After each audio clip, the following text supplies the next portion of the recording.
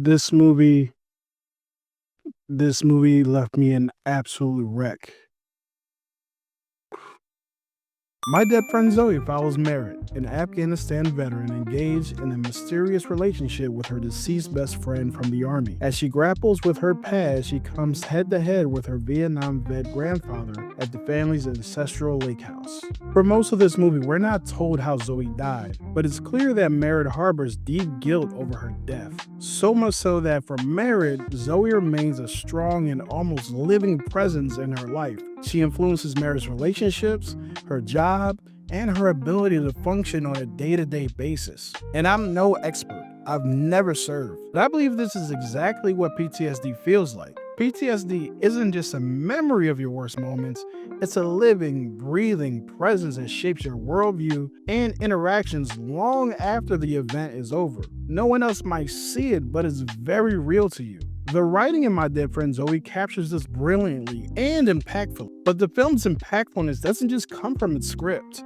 The performances of Sonequa Martin-Green as Merritt and Natalie Morales as Zoe are unbelievably layered. I believe their friendship, whether they're joking around, arguing, or just sitting in silence. Sonequa Martin-Green conveys so much through her facial expressions and her body language, letting us see what Merritt is thinking and feeling, even when her words suggest otherwise. And I'm not gonna lie, I was slightly annoyed, maybe a little bit more than slightly, with Zoe. She would not stop cynically disrupting every conversation or decision Merritt was trying to make. But at the same time I was annoyed, I was fighting to feel empathy because Natalie Morales' performance made it so abundantly clear that Zoe was not the way she was because she chose to be. Natalie's performance conveyed a lashing out because of the fear of the unknown, a fear of what would happen after Zoe's service was up and it was time for her to go home. The longer the movie went on, the more empathetic I became. Layered. My Dead Friend Zoe is also supported by two of our greatest acting veterans,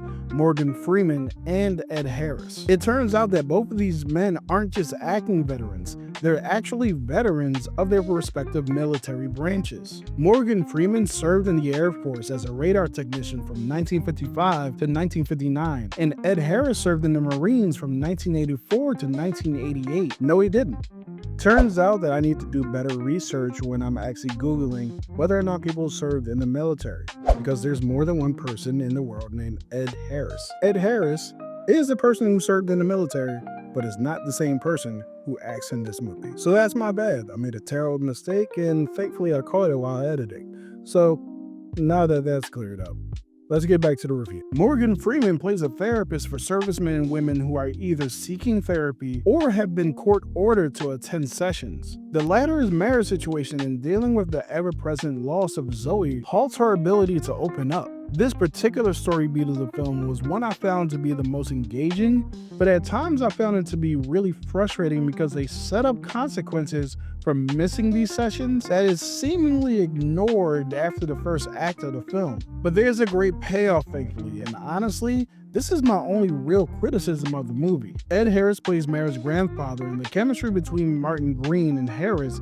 is otherworldly. Merritt's granddad is suffering from early-stage Alzheimer's, and Merritt's mother charges her with taking care of him as they make arrangements for him. This is where the movie really hits home. Every scene with Merritt's grandfather felt like a countdown to the worst-case scenario. There was so much unspoken tension every time Merritt and her grandfather were in the room together. And I actually resonated with this so much because lately I've been thinking about how much life doesn't stop because you're experiencing hardship. Bills still have to be paid. People you love still need care, even as you need care. And I've kept thinking about how incredibly difficult it is when you yourself have a lot going on in your own head, but still need to be present for others too. My Dead Friend Zoe sounds like a dour and depressing movie, especially the way I've been talking about it.